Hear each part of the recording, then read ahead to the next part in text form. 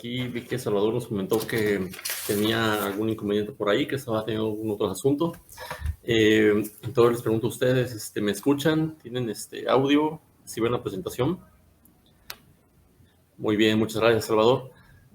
Bueno, pues es para mí un gusto nuevamente estar con ustedes aquí en esta plataforma virtual, en esta aula virtual de Actualizándome. Y bueno, después de unas fechas que tuvimos de ausencia, pues estamos tomando por aquí el espacio.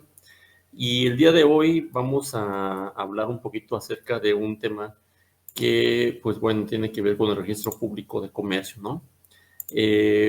Vamos a abordar el punto, el registro público, no como tal, como institución que se encarga de dar la publicidad y certeza a determinados actos en general, sino que en esta ocasión lo vamos a enfocar directamente a lo que es el registro público de comercio, es decir, a lo que pues le es atribuible a los comerciantes como tal.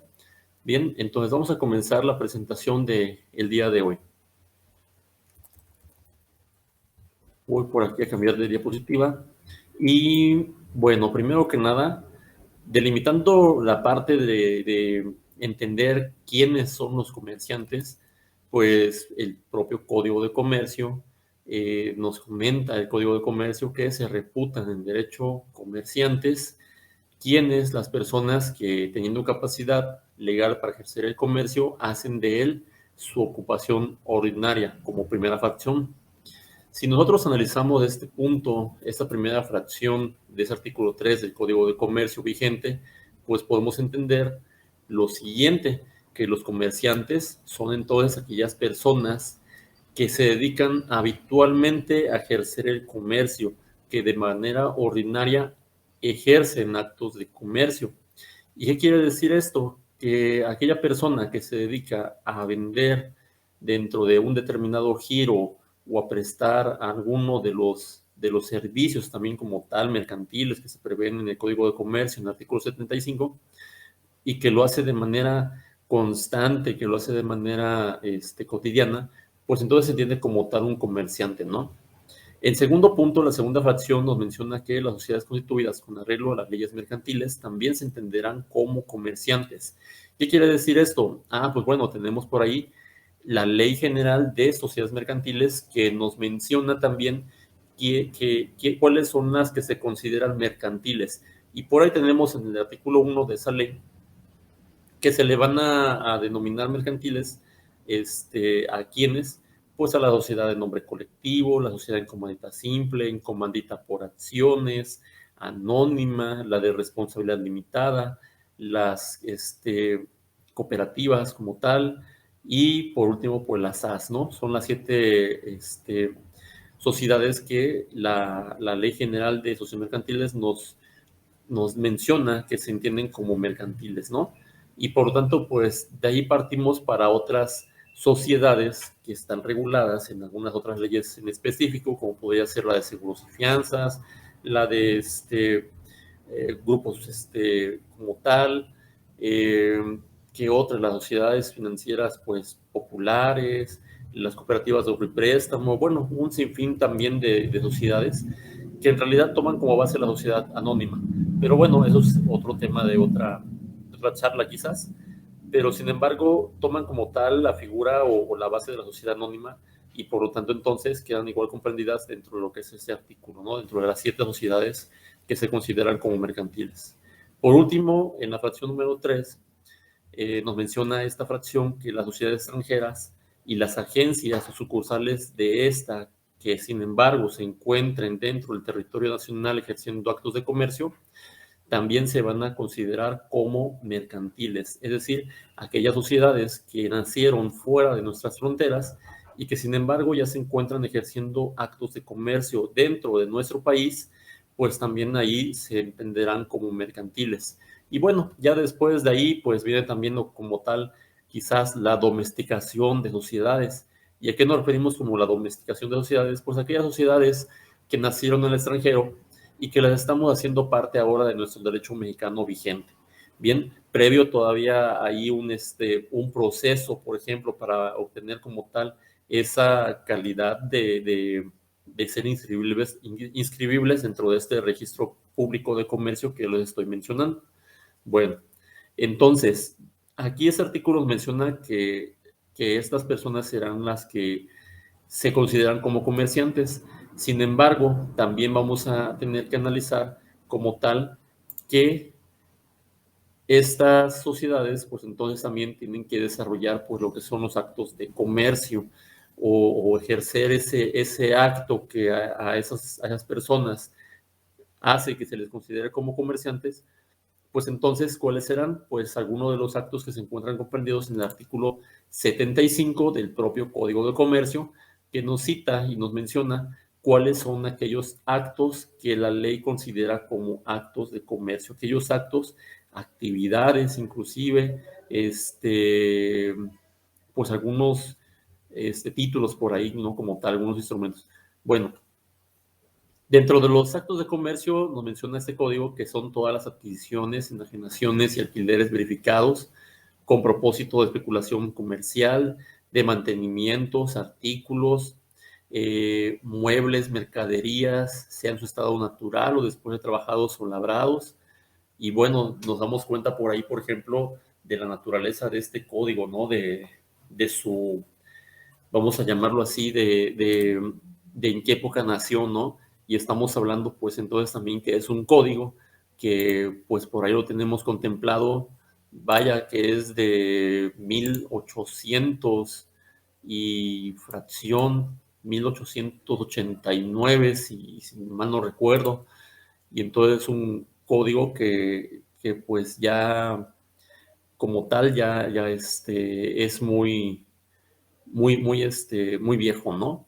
Y entonces por eso es que tenemos por ahí algún tipo de redacción que en aquel entonces, de manera vigente en aquel entonces, pues ocupaba, ¿no?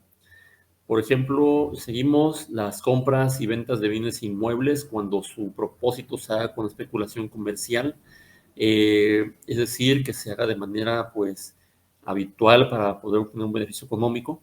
Las compras y ventas de porciones, acciones y obligaciones de las sociedades mercantiles también se considera un acto de comercio. Los contratos relativos y obligaciones del Estado u otros títulos de crédito corrientes en el comercio, las empresas de abastecimiento de suministros, las de construcciones, trabajos públicos, privados, las empresas de fábricas y manufacturas también se considerarán como tal comprendidas dentro de los actos de comercio.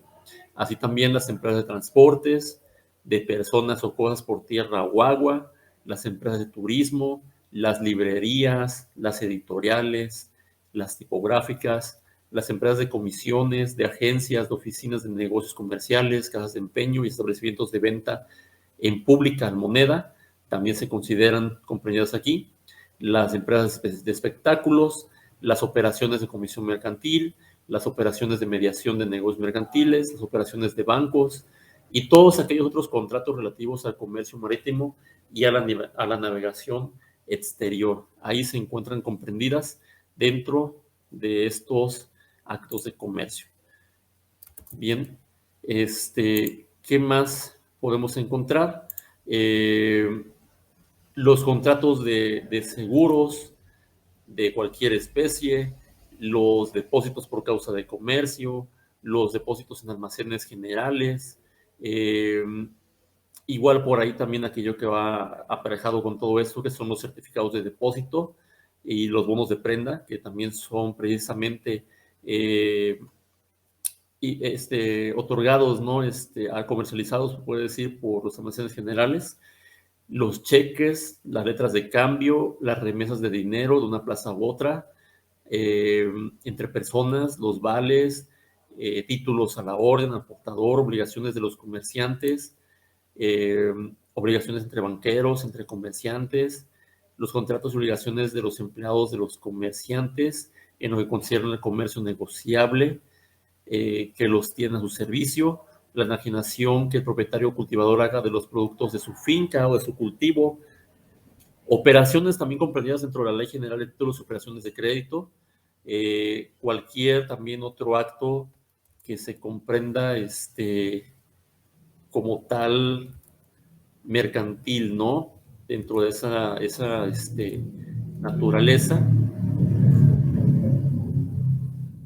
estarían comprendidos allí, bien, en esos actos como tal de comercio, bien.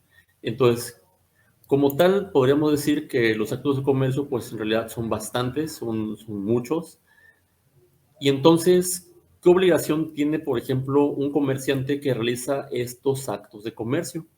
El comerciante que se encuentra realizando esos actos en automático, pues es una persona que lo que busca es obtener un beneficio económico y por lo tanto la ley nos prevé que debemos de tener y conservar, o bueno, prevé que el Estado tenga que conservar un registro de aquellos comerciantes, ¿no? Para tener allí identificados quiénes son, sus estatus, por así decirlo, si están, no están en un concurso mercantil, anteriormente denominábamos quiebra, y pues bueno, entonces ahí tendríamos como tal la naturaleza de este registro público de comercio.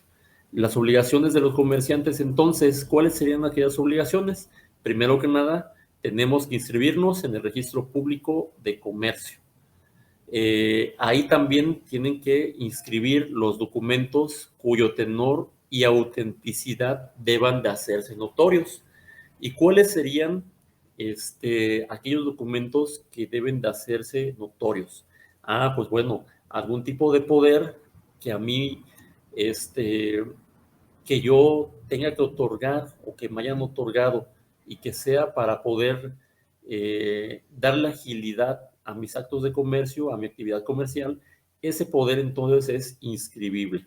En segundo punto, que es opcional de hecho, en segundo punto, ¿cuál podría ser? Ah, pues bueno, aquellas actas de asamblea que yo como persona moral realice, por obvias razones, mi documento constitutivo para que pueda surtir efectos ante terceros, debo de inscribirlo.